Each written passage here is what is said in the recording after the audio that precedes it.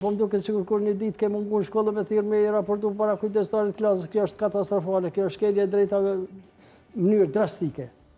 Është një zhgënjim i pakuptimt.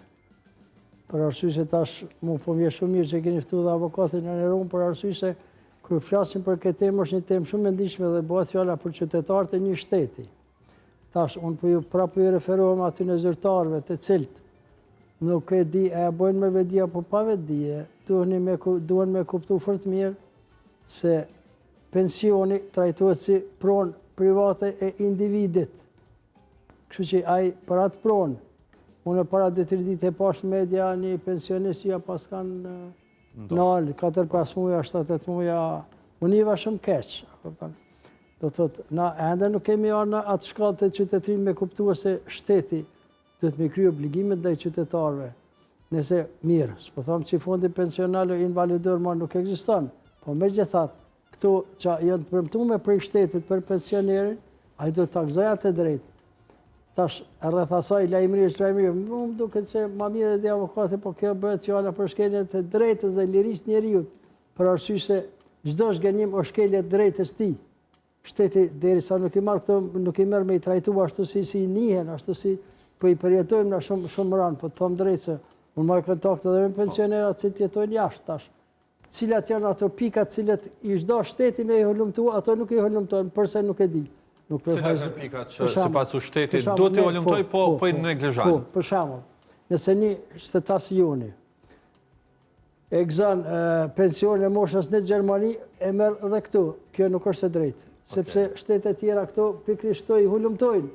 Përndryshe, atë që ta ka caktu, nëse shtetit ta ka caktu 150 euro pagë, mujore, pension, ajo është e jote, ato zgudzon, me kur farë normër lemo, tash me shku me i lajmu, mësë me i lajmu, po më duke sikur kur një ditë ke mungu në shkollë me thirrë me i raportu para kujdestarit klasës, kjo është katastrofale, kjo është shkelje drejtave në mënyrë drastike.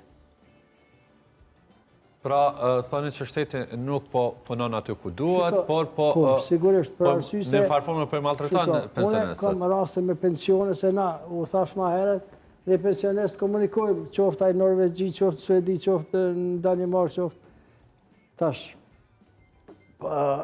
Po flasim si miq, si të ftuar në studio, se kjo çka po e thon këtu edhe ndodhin.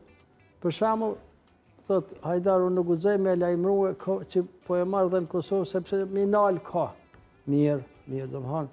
Ai që jeton jashtë, Danimark për shembull, ai nuk po guxoj ka me lajmëru që i merr këto 150 sepse atje pjanal kanë. A ka mundësi shteti jon tani me hulumtu pikërisht ato, sepse na kem shumë pensionista që marrë edhe atje edhe këto. Këto do të më hulumtu, sepse dikush i gëzon 2 penzie, dikush edhe këto që i merr këto janar, kjo është katastrofale, kjo është mizere.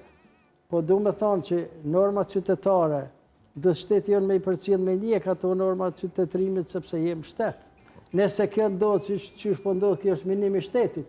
Nëse ti janar pensionit që ja ke premtuar 150 euro ndihmë, ti pjanar që ato, ajo është e padrejtë. Shqyqoni, edhe shteresa tjera, se ta shim kitem, edhe shteresa tjera, për shembull, unë jam konë në Lublan për mosës 16 vjeç që mos harroni. Por, mirë, njerë nuk e kisha drejtë në deri në 18 vjeç me punu.